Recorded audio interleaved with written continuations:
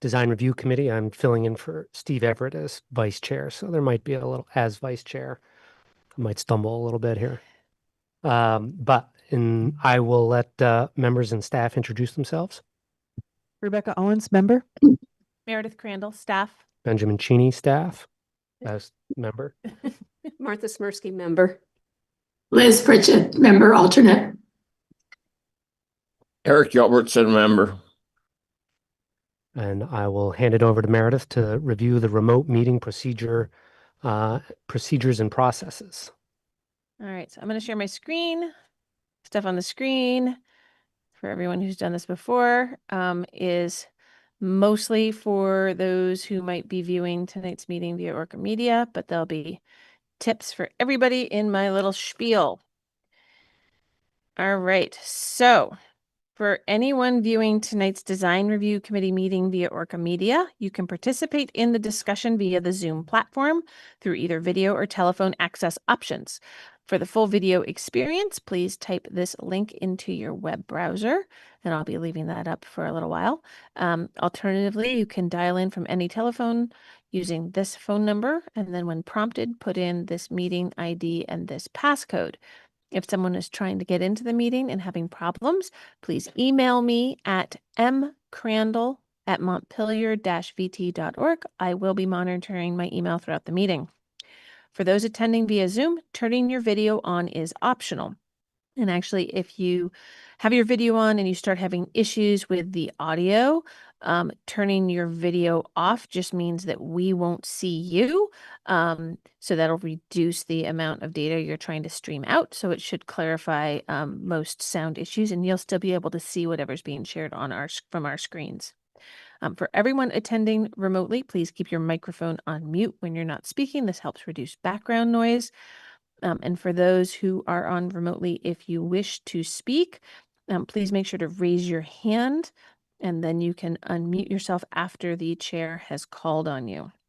The Zoom chat function should only be used for troubleshooting or logistics questions. Substantive questions or comments about items on the agenda need to be made verbally. In the event the public is unable to access tonight's meeting, and I would find that out via email, the meeting will need to be continued to a time and place certain. I'll now hand the meeting back over to the chair. Do we have a motion to approve the agenda? This is Martha. I'll move to approve the agenda. Rebecca, I'll second. All in favor of the agenda? Rebecca? Martha. Liz. Eric. Ben. Great. First item on the agenda is Kellogg Hubbard Library. Talia, come on up and tell us about your project. Hi, thank you so much for this time and for the ability for us to present this project to you. We are really thrilled to be, I'm Talia Stoneroff. I'm the Associate Director of the School of Architecture and Art, Associate Professor and an architect right here in Montpelier. And I'm leading this design build project that is designed and built by Norwich students, architecture students, and for the Kellogg Hubbard Library. We're thrilled to have the opportunity to work on the Kellogg Hubbard Library Playscape. This process has been really about community involvement. We've gone to the library and met with the committee multiple times. We were involved with the Builders Day with the children. The students have done precedent research. We've had WCAX interviews, and we've really focused on inclusivity. We've met with the Vermont Center of Independent Living with Peter Jonke. We had a wonderful conversation with him, and he gave us a very positive response to the design. In terms of inclusivity, we conducted a public survey. We received over 50 responses, which was pretty incredible. And the library has received quite a bit of social media feedback. We've had meetings with caregivers and children, and we've updated and revised our project based on those comments and based on the comments that we received from this committee when we last presented. So I want to turn this over to the students. I am very lucky to have an incredible group of 14 third and fourth year students, architecture students, and I will let them explain it in more detail. First off with introductions. My name is Brooke Prima. I'm a fourth year student. I'm Jamie Fenoff. I'm also a fourth year student. I'm Jesse Harmon. I'm a fourth year student. I'm Riyam El-Janabi, and I'm a fourth year student. I'm Elijah Meyer. I'm a third year student. All right. Good afternoon, everyone, and thank you for taking the time to meet with us today. Today's presentation introduces the proposed playscape for Kellogg Hubbard Library. Over the past several weeks, the Design Build Studio has worked through a process of individual exploration and collaborative development to bring the project to its current stage. Feedback from the library staff, community survey responses, meetings with the Vermont Center for Independent Living, precedent research, site analysis, and extensive conversations with our engineer has helped shape a playscape that supports movement, imagination, discovery, and inclusivity for a wide range of users. The design is organized around 3 primary zones: the ground zone, the medium zone, and the high zone. Each zone supports different levels of activity and types of play. The ground zone functions as the primary circulation path through the playscape, is the ADA accessible, and includes interactive walls that encourage tactile learning and engagement as children move through the site. The medium zone introduces elevated platforms with smaller tiers that are reached by low ramps. These allow for climbing and exploration while also providing seating and gathering space for adults and caregivers. The high zone serves as the most active area of the playscape, offering elevated elements that support more energetic climbing and play, particularly during after-school hours. And I'll turn it over to Ria. Hi again. Little Rapids draws inspiration from 2 natural systems found throughout Vermont: granite quarries and flowing rivers.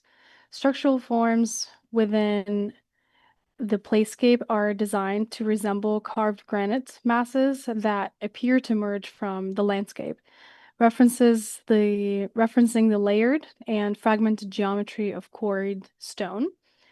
Between these solid forms, circulation moves throughout the site as a continuous meandering path, similar to the way water gradually shapes land.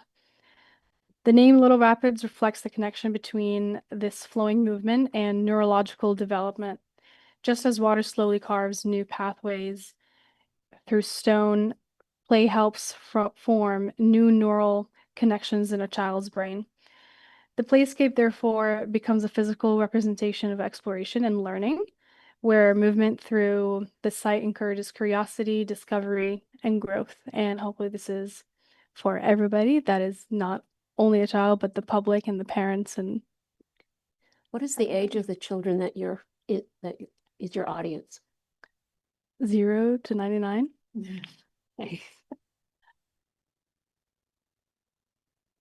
So as the design developed, the relationship between circulation and structural elements was refined. Connecting ramps and elevated volumes support inclusive movement throughout the playscape, while interactive walls and playful openings create moments for engagement and social interaction. Perforated shading panels filter natural light into shifting shadow patterns throughout the day, adding another layer of visual discovery within the space. I'll pass it over to Jesse. Hello. The materials selection for the playscape focuses on durability, safety, and long-term performance in Vermont's climate. The structure is supported by concrete sonotube pier foundations, which anchor the playscape onto the site while minimizing ground disturbance and allowing for the structure to sit lightly within the landscape.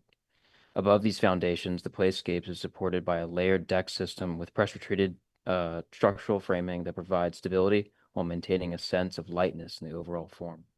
All pressure-treated lumber will be covered by local hemlock to minimize the exposure of toxic elements. Vertical elements and climbing volumes are constructed from durable local wood framing with protective natural finishes from a local Vermont company designed for outdoor public use. Interactive walls and interfaces incorporate tactile materials and durable panels intended to withstand frequent use while encouraging engagement and exploration. Elijah Meyer speaking. Perforated metal panels are used as shade enclosures, elements throughout portions of the structure. These panels filter natural light into shifting shadow patterns, while also providing snow cover and water permeability throughout the landscape. Guardrails, ramp systems, and circulation paths are designed to meet accessibility and safety requirements, supporting inclusive movement for children and caregivers of varying abilities. All materials were selected to balance durability, low maintenance, and a natural aesthetic that integrates with the surrounding landscape. Ultimately, Little Rapids is designed for children to lead the experience of the space.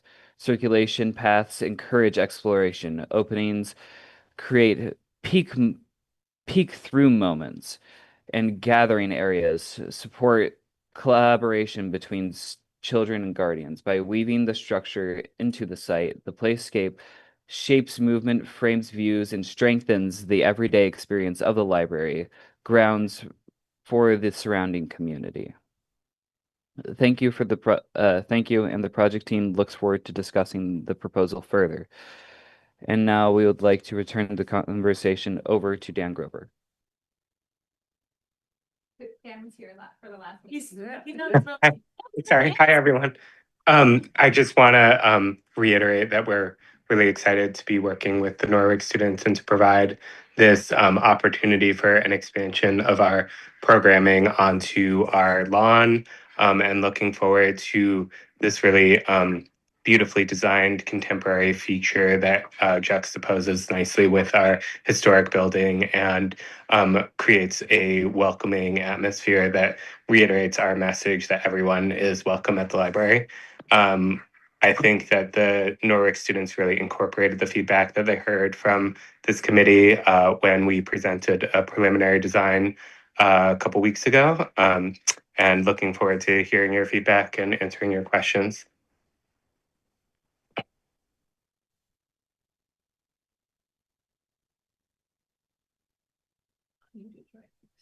Right. All right.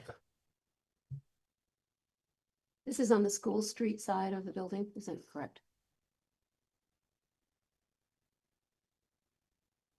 I'm curious about this. Do you have more information about this picture? Yeah, so just give me a second. I'll go back there.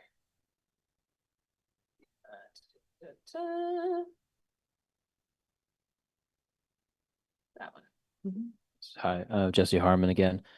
So this is showing multiple panels just kind of exploded and how where the person is standing in the image, each of those can be swapped out. So there's a docking mechanism that allows for various sorts of designs, whether that's just ornamentation or some sort of grid-based like board game of some sort to be implemented into this. So those, as we specified in the our speech, those are the interactive panels. Okay. So yeah. So they'll like change out.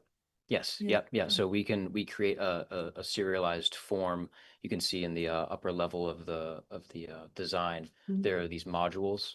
And so those modules they're all the same exact design, and they allow for like sub variability for where those panels are located within the module. And that's something also that like the library later on could maybe take one out, Yeah, and put something exactly. different in its Yeah, place yep. because the form is there. Yep, exactly. This is the physical 1 foot, 1 inch equals a foot model. This one is really that Jesse was talking about. These could be some of them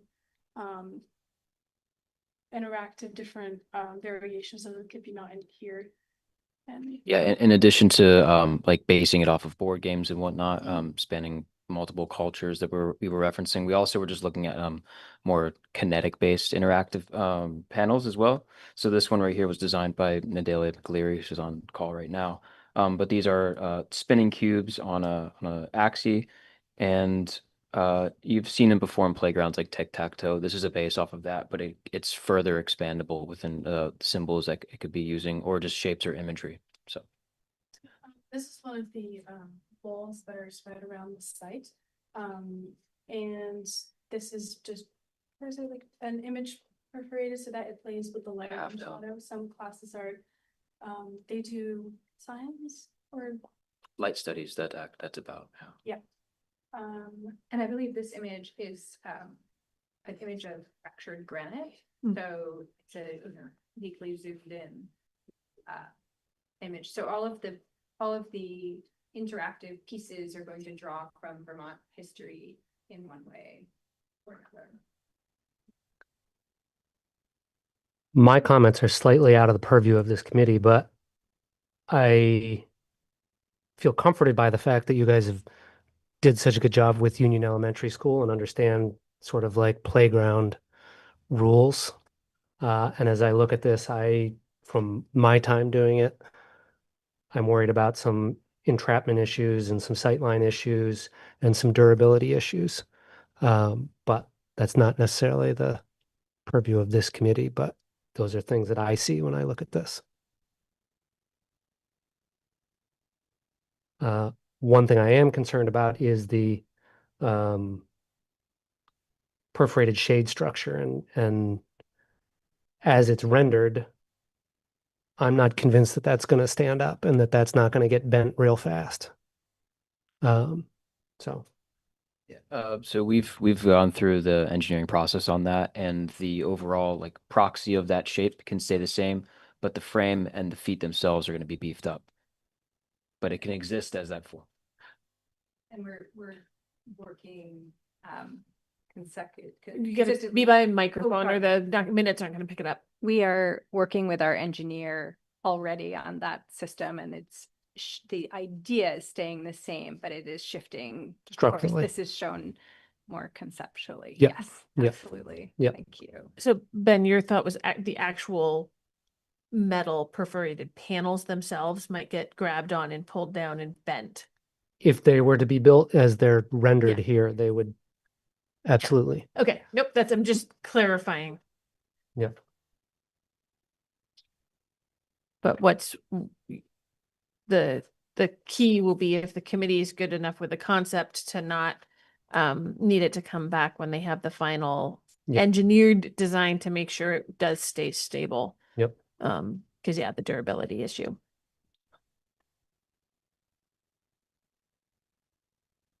And is the Union Elementary School also Hemlock?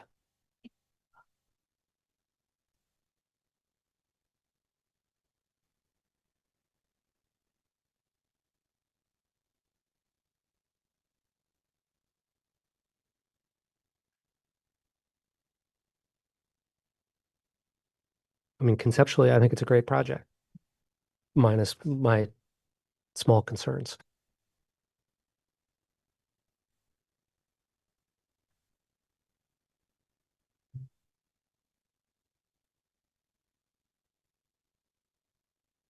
I mean, I don't know who adjudicates these things, but as far as that tapering trapezoidal thing on the left, which is where, oh, that is netting. That's not, yeah, that's okay. That's netting, not, I couldn't quite tell how that was rendered, whether that was a more rigid structure.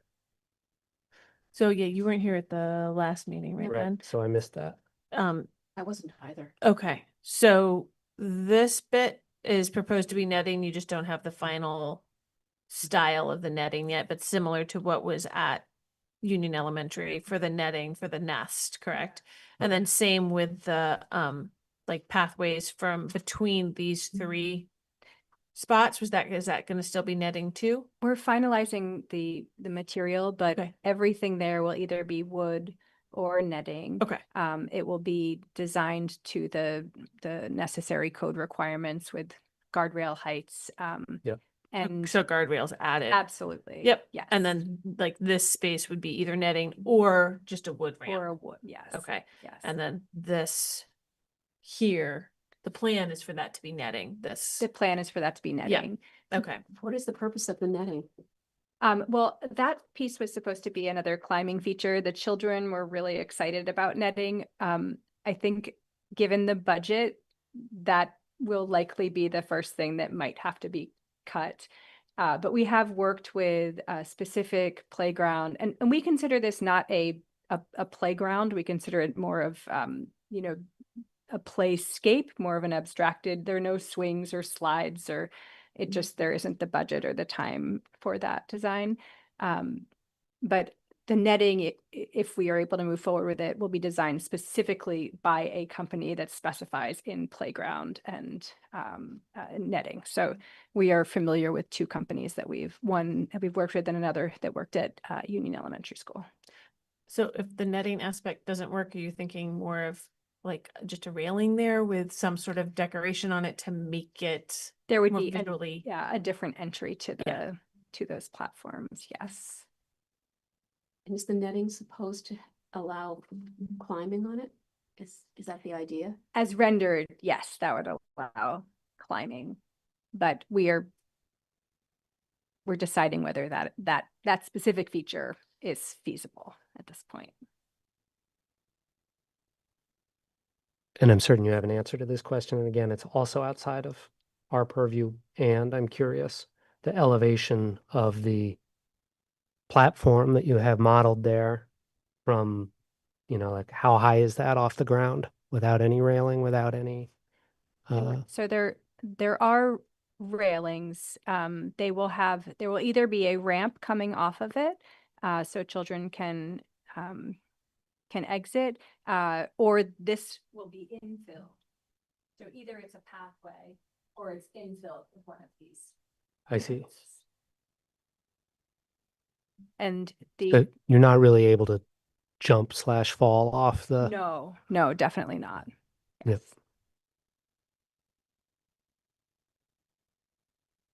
But if you put all the panels in the drawing, we wouldn't have been able to see the structure of it. That's okay. That's one reason those aren't there. Okay. So just so for Eric and Liz, what they're talking about is these big open spaces won't be big open when it's fully put together. There'll be panel inserts potentially kind of like this, or what's shown in the breakdown that showed how they're put on the pedestals in the big open spaces, or there'll be a railing, or it's one of the ones that has the ramp between them. And even those ramps between, there will be guardrails between them. They're just working out the exact heights and details on those with the code requirements. Okay. I think I understand. No, I think I do. I have that question too about how high. Well, I guess maybe with the railings, maybe it doesn't matter. The ramps are above the ground. I guess with railings, then that's not an issue. Yeah. So that's fine. Thank you.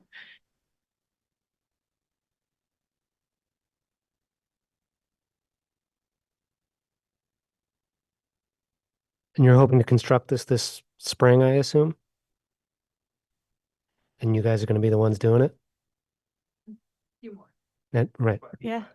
Yep. About 4 times. Right. That's great. That's awesome.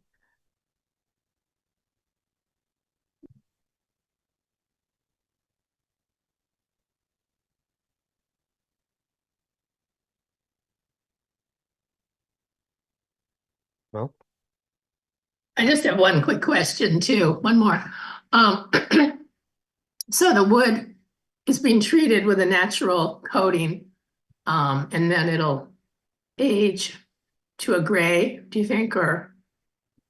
She can't see this. You have to go up to the microphone. We are currently looking at using, by the way, this is Elijah speaking. We are looking at using Vermont Natural Coatings. They have donated Right. before to adding a finish.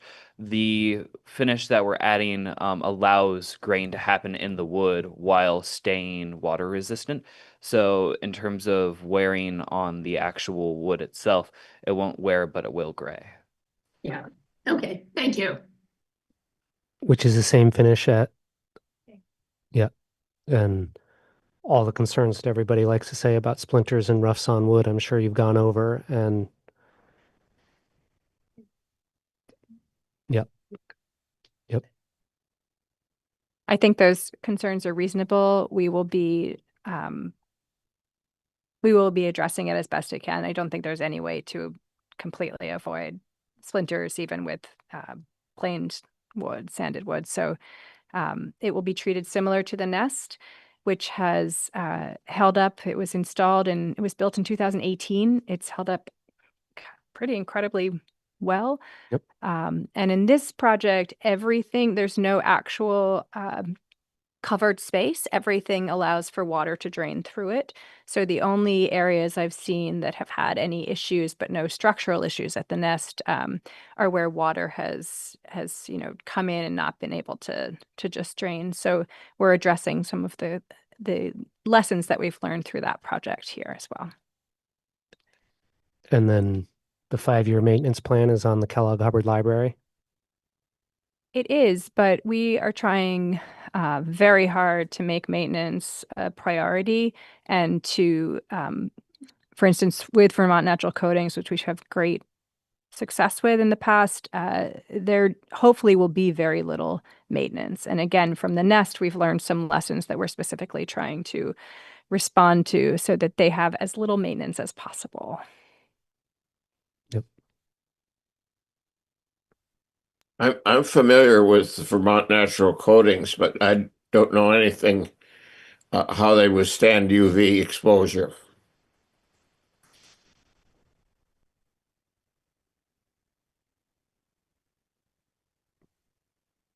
I can't give you technical data on that right now, but their products you can specify products that are rated for the exterior, and they deal with those sort of considerations. A few years ago, I looked at some clear-coated decks that deteriorated pretty quickly under UV light. That's just a maintenance concern. Sure. We are using cedar for all of our wood decking, so that's traditionally, an excellent one of the better woods you can use for decking. If you're not using something that is more of a tropical wood, which of course is the best, but not great for sustainability. So I'm happy to hear that. that's I the heard plan. hemlock at first. I didn't hear the cedar. We are using hemlock for the structure. Yep. And then the horizontal decking will be cedar. Yep. I like that much better. So did our engineer. Yeah.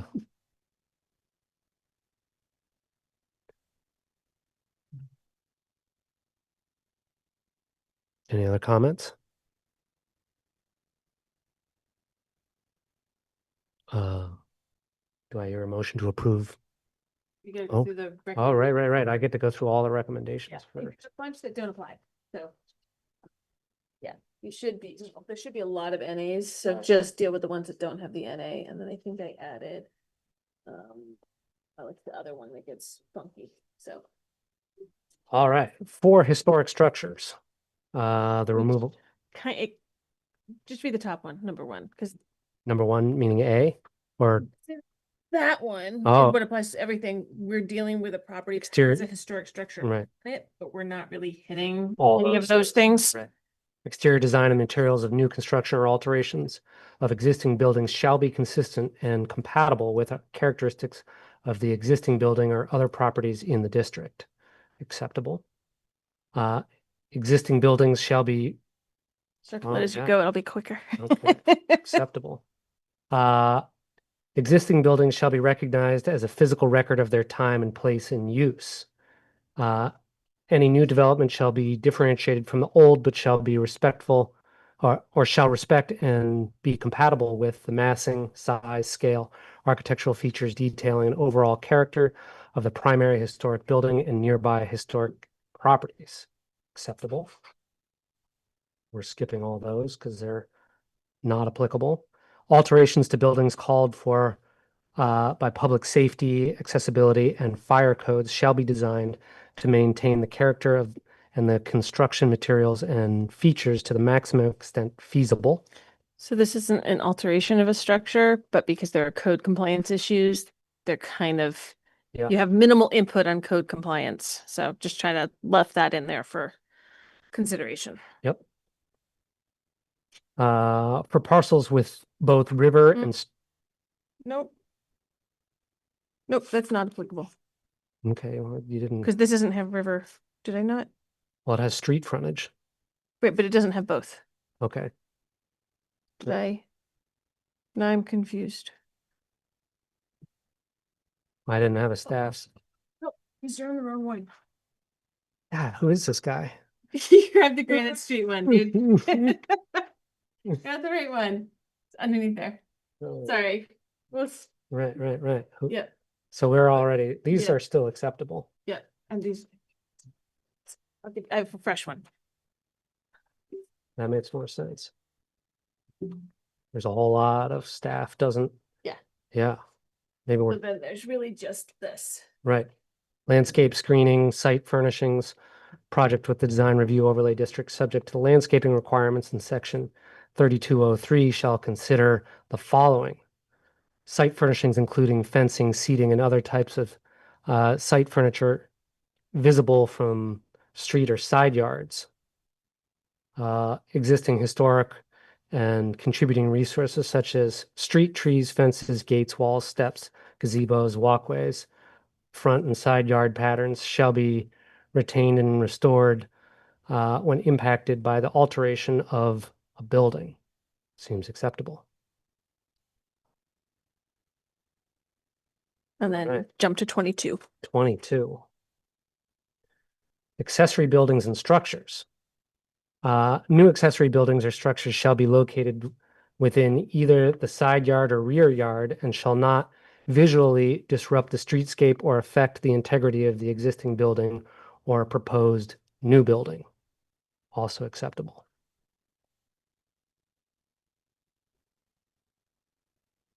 Do I have a motion to accept this project? This is Martha. I'll make a motion to accept the project. This is Liz. I'll second it. Great. Well, let's vote. All in favor, right? All in Yeah. favor, yeah. Rebecca? This is Martha. I say yes. Eric, Liz, yes. And Ben says yes. So, All right. So I don't know, Talia, if so you want to sign on the back, Ben, yeah, I do. and then somebody can sign as for the applicant on the back. Dan, can I sign for you? Well, technically, We're the can- applicant. you're the applicant. We're the owner.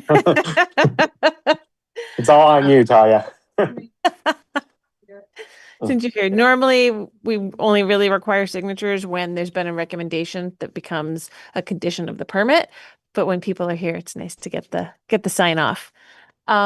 So yeah, we'll try and move forward in the next couple of days on the zoning permit and the river hazard permit. I need to do an administrative site plan report that'll go in how this all meets the other zoning requirements, not just the design review regulations.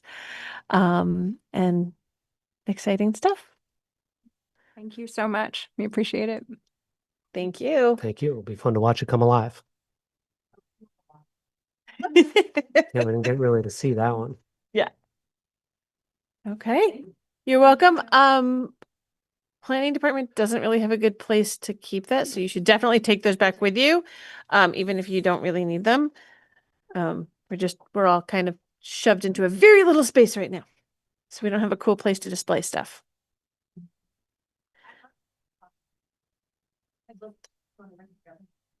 Yep. Yep.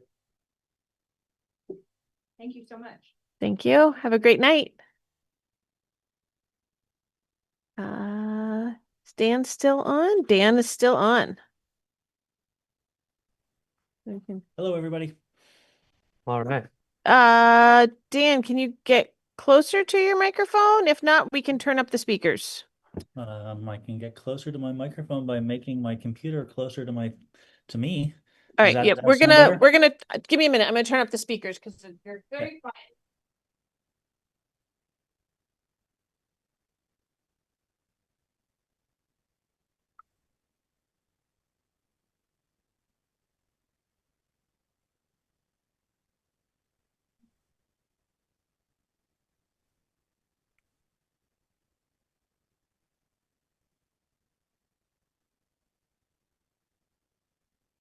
How's All that? right. Well, that's better. Yeah, better. Great. Thanks for making the Zoom option, thanks for making Zoom an option. I appreciate it. Oh, yeah, you're welcome. All right, I'm gonna, while you're doing your thing, I'm gonna scroll to the project in the packet, Dan. But you want him to give a little overview while I'm getting there? Yep. For 1 Granite Street, we have Dan and Claire. I'm excited to hear about your project, Dan. Great. Thank you. So a couple of years ago, we submitted a permit application and have the permit for the renovation to this back building. This is the small building on our property at 1 Granite Street, or 3 Granite Street, as the case may be. This is what was historically the small office building right by the river behind the larger of the buildings. So there's an active permit for this building to be renovated into but we're just kind of updating the permit application to reflect this new plan.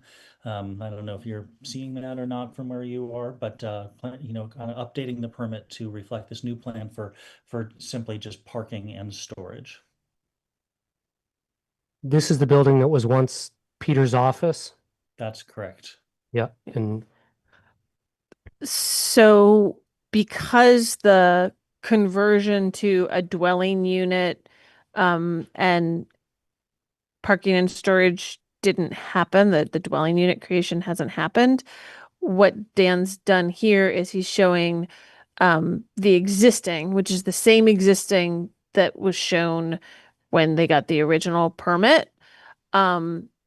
And then the proposed. So the existing that has like the 2 little bathrooms, and the difference in siding. So you have some part that's shingled, and some part that is the horizontal siding and the window and door arrangement. That's all the existing right now.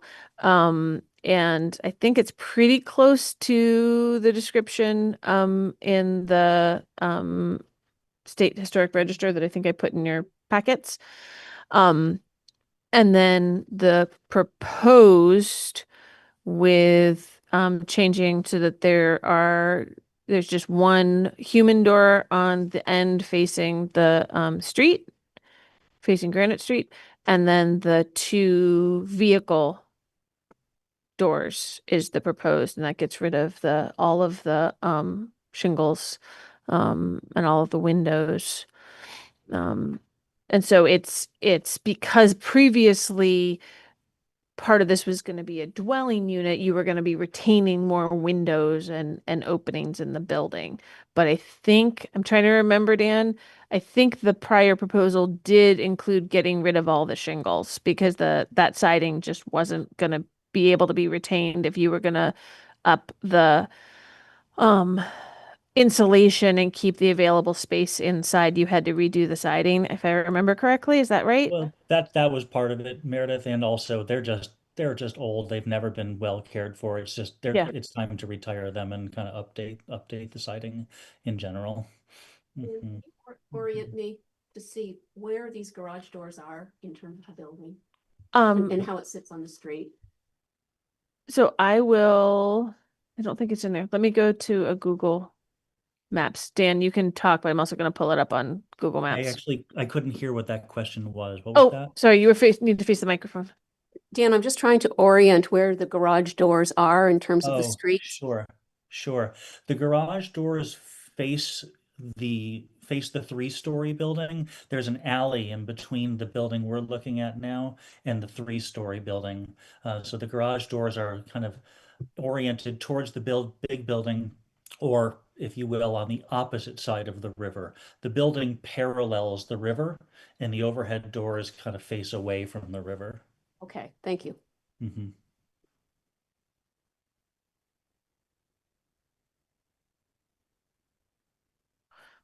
So here's a shot on Google Earth from July of last year. Mhm. So there's an existing vehicle door way down here on the end. Mhm. So there's this alley here that also loops around the back side of the big clothespin building. So there's a vehicle door there, and then a couple of windows, Mhm. person door here to get into the office space, and then here's a door here on the end to get into a different office space. And so this area here will be converted to those two, one kind of smaller and one double big vehicle doors, and then these will be infilled. And then The small same. human door on the side of Granite Street would still be there. Yes, this will be here, but I think updated to a different. It is door. updated, and I realized I failed to provide you with the specs on that door. But all the other new doors that have been installed on this property over the years are simply a flat slab door. That's That's old an and old, original, yeah. but it is a flat slab door. It just hasn't been updated. That one actually does. I guess I misspoke. That one has some glass in it, but it's that type of door. But I'd like to have it without the glass because it's just a storage area within. Mhm. Okay. Also right next to the road. Don't really Mhm. want the plows kicking stuff into the glass. Mm. Will it maintain that portico roof, or is that going away also? No, at this point, yeah, we would eliminate the portico roof. It actually inhibits us from maneuvering some larger vehicles back into that alley that I'd like to eliminate. And because that door will hardly ever be used, there's just no need to, expose ourselves to the expense of rebuilding it.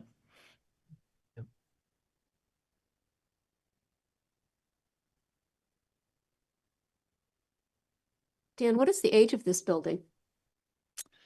That's a good question. I don't really for sure know, but I've certainly kind of poked around it, enough to, kind of have a general sense of the type of construction. And I'm going to guess it's from the 50s, something to that effect. Okay. But I don't have there's nothing that's not kind of based on any document that was presented to me. That's just kind of my hunch and best guess based on my understanding of buildings. Well, that helps a lot. Thank you. So just as an FYI, the on the state historic register, so I included part of that file in the packet. This is building number H. And so Dan, your estimate based on what you've looked at seems to match up really well with the conversion time. They don't have a potential built by date, but they say that it was converted into offices around 1955.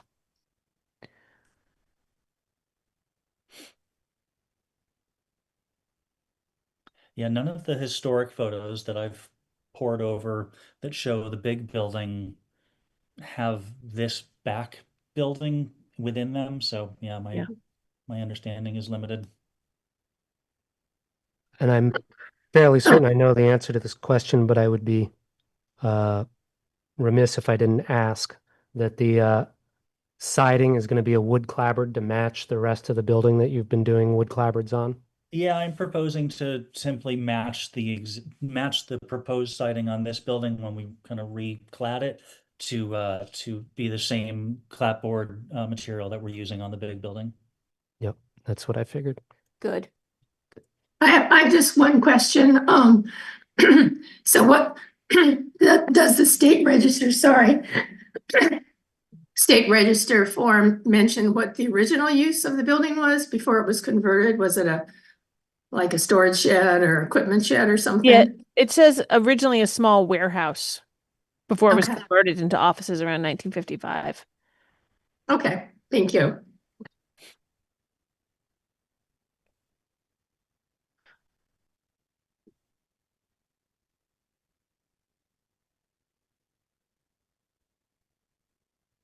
Well, maybe I'll go through the right criteria this time. I gave you Gave me fresh. a new one. Yep, I always have one set for Steve and one set for myself. Right, So there's always a duplicate set. right. All right, Dan, here we go. You ready? Ready, hit me. Uh, Exterior design and materials for new construction or alterations or existing buildings shall be consistent and compatible with other characteristics of the existing building or other properties in the district. The removal of historic materials or alteration or features and spaces that characterize a historic property shall be avoided. Character defining features, finishes, and construction techniques, for example, craftsmanship that characterize a historical building, shall be preserved. Deteriorated character defining features shall be repaired rather than replaced. Where the severity of deterioration requires the replacement of a character defining feature, the new feature shall be replaced in kind. Any treatment that causes damage to historic materials, including but not limited to chemical or physical treatments, such as sandblasting, shall not be approved. I think what you're asking to do here is acceptable. Existing buildings shall be recognized as physical record of their time and place and use. Any new development shall be differentiated from the old, but shall respect and be compatible with the massing, sizing, scale, architectural features, detailing, and overall character of the primary historic building and nearby historical properties. Acceptable. Now we're going to use number 7, everybody. For parcels with both river and street frontage, development shall be oriented so that both river and street facades are primary. Materials on the river side of a structure shall be of equal character and quality as those on the street side. Both facades should incorporate fenestration, detailing, and other building components that are dimensionally proportional and are pedestrian friendly. Well done on your siding, Dan. Acceptable. Proportion, compatibility of relationship between width and height of facades, as well as relationship of width and height of windows and doors is acceptable. Rhythm, the visual patterns established by the alterations of solid walls and openings, windows and doors, in the facade of buildings shall create a rhythm. Patterns of solids and openings shall be preserved to the extent feasible. Acceptable. Architectural features including but not limited to cornices, windows, shutters, fan lights, entablature, trim, and other forms of molding or character-defining detailing prevailing in the existing building shall be considered in the alteration of a building. For historic structures, architectural features on addition. Oh, you can ignore that. I I'm- missed the addition part. It's all about additions. All right, well, then we're going to say this is acceptable with no additions. Outdoor lighting fixtures. The structural design of outdoor lighting fixtures. We didn't actually look at Oh, that. we didn't talk about those. Whoops. I'm proposing to put one, and apologies that it doesn't show on our rendering, but I'm proposing to put one, blanking on the word, but one outdoor fixture. I sent in the spec to it. Yep. One light fixture centered over the 2 overhead doors. So like one in around this No, area, So one one center, here. one there, and then one exactly. Okay, so 2 total. 2 total. Yeah. One over each of the vehicle doors, and Correct. those are. I'm just gonna scroll. To where there's a And are decent those- image. Just little wall mounted. They don't stick out very far. Black, low profile. Yeah, we've got a couple of these elsewhere on the building already. And they're motion activated? That's a decent question. No, I didn't specify it in the application, but the way the rest of them work is they're not motion activated, but they're photosensitive, so they come on when the sun goes down. I see. Yep. It's a different kind of motion. Do they have timers, Dan? Turn off when you guys aren't there, or do they just stay on for security purposes? They stay on for security purposes throughout the dark hours. And Okay. and in that alley, actually, the tenants on the second and third floor enter into the building, through that alley. So there was already some light over there, but I would not have. I think this will actually help the upstairs tenants kind of have that space kind of even more lit up, which I think would be a welcome. I think that would be welcome for their use. Yeah, and some of those are art studios where it's people who come and go at odd hours, right? For sure. Yeah. Okay. Nope, that's great. No, that's just one of my like outdoor lighting for zoning purposes. course. It's supposed to shut off when the business closes, but when you've got the art studios that are pretty much they're private and available and people coming and going at all hours, then I think I can flag that. So awesome. Thank you. Gotcha. Thank you. So back to outdoor lighting fixtures, the structural design of outdoor lighting fixtures shall be compatible with the architectural design and function of the building and compatible with the neighborhood. I think we've determined that's acceptable.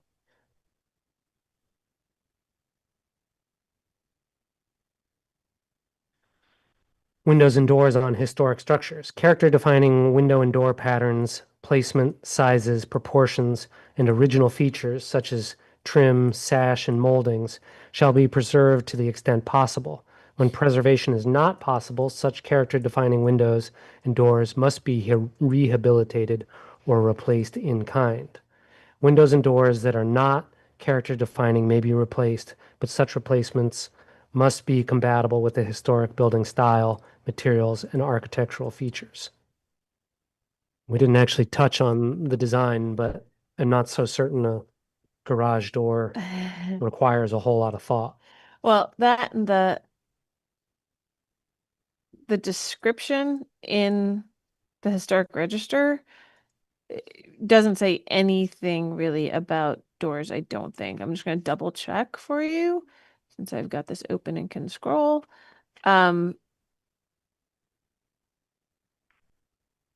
Yeah, no, there's no 1 story, 5 bays with shed is what they describe it, because at that point they had so shed roof with metal roofing that talks about the siding, door hood with brackets because it was a different kind of overhead door before. Oh no, they called it a door hood there on the end over the end person door.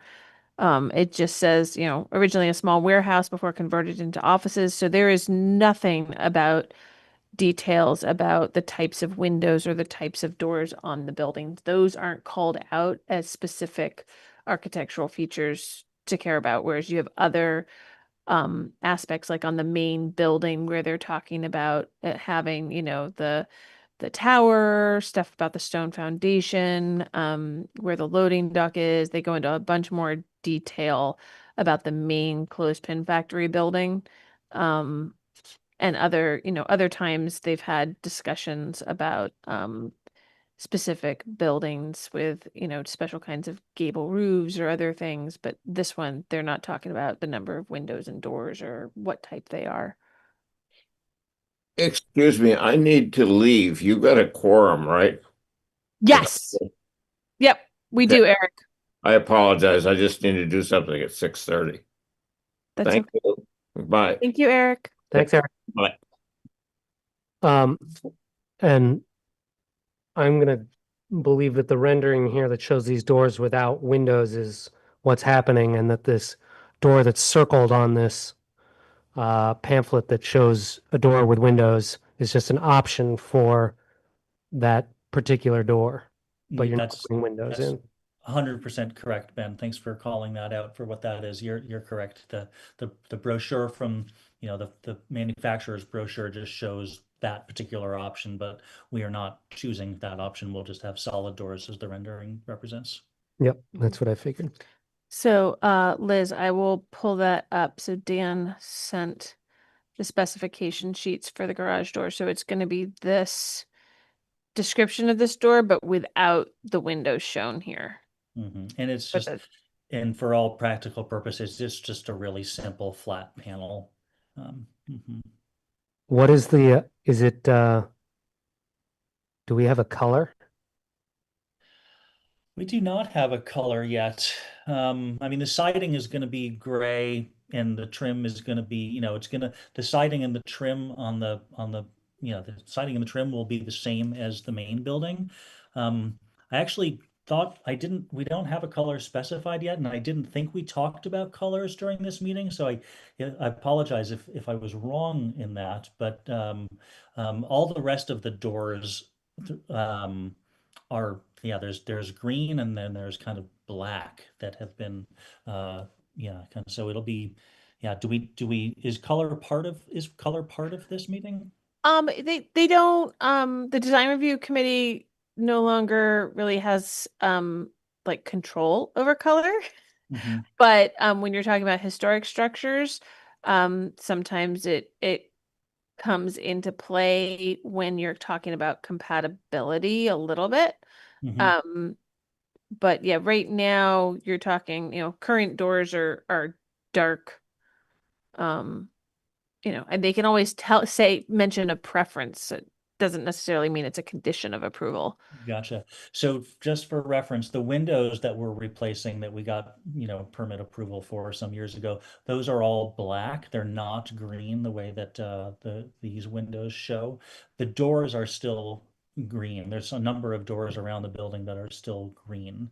And so, yeah, I mean, I think it would make sense to have the overhead doors either be green or the black to resemble the window detail. Sorry. Is it possible to do gray? The same color as the siding? Yeah. Oh, would that look like it doesn't have? I'm just going to zip around to the alley space. Oop, too far. So right now, because this one isn't going to change size much, is it, Dan? Yeah, not much. You're right. I don't know the size of that. I think it does get, maybe that's a 10-foot wide if I had to guess, and we're talking about a 12-foot wide, so For this a one, little yeah. bit wider probably. Yeah. So just throwing that up there so you have a sense of. It's hard to see on the screen, but what color is that one now? That's that same like evergreen color. Yep. Yeah, it's that same green color that some of the other doors are currently painted.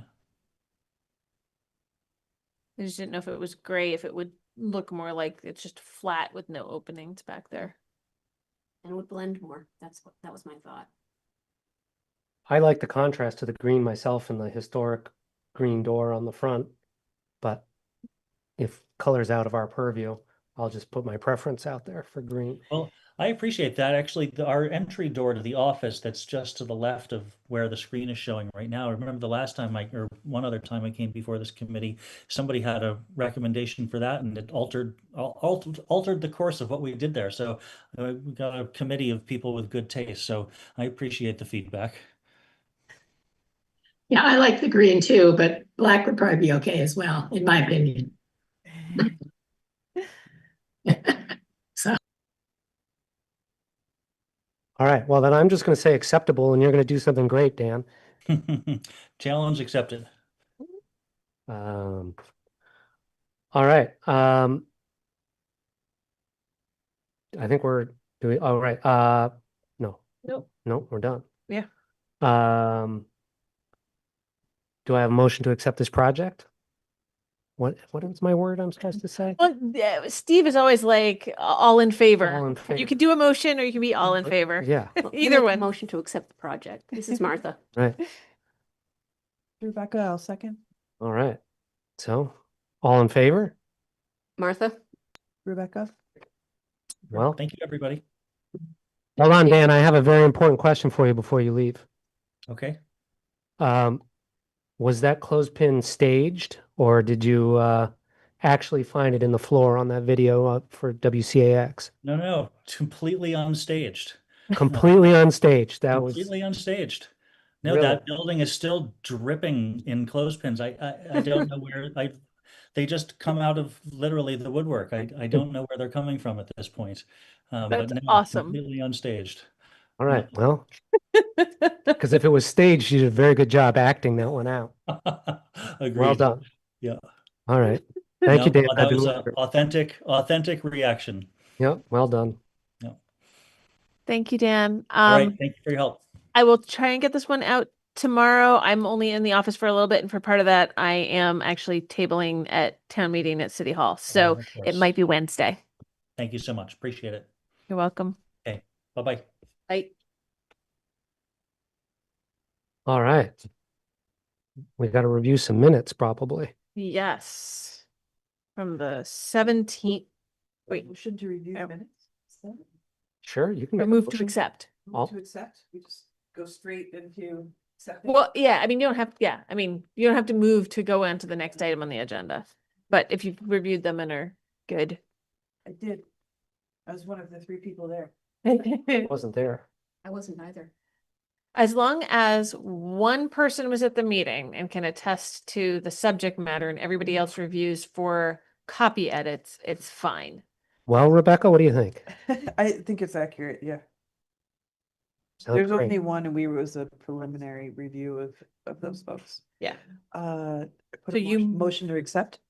Sure. Motion to accept the minutes as they are? Rebecca?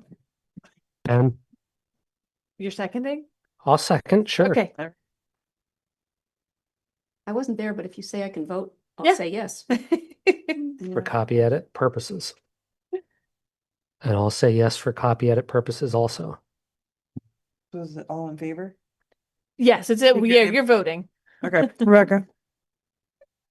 And So you gonna vote or are you gonna? I wasn't, I read the minutes, but but I wasn't there, so I'll just abstain. Okay, we've got 3, so we're good. We've got 3 Okay. saying that. Yeah. all right. Next big effort, do I hear a motion to adjourn? This is Martha. I move to adjourn. Rebecca will second? All in favor? All in favor? Martha? Rebecca? Liz? Awesome. Okay. Woo! Meeting adjourned. Awesome. Thank you, Liz. Nice to see you. Nice to see you too.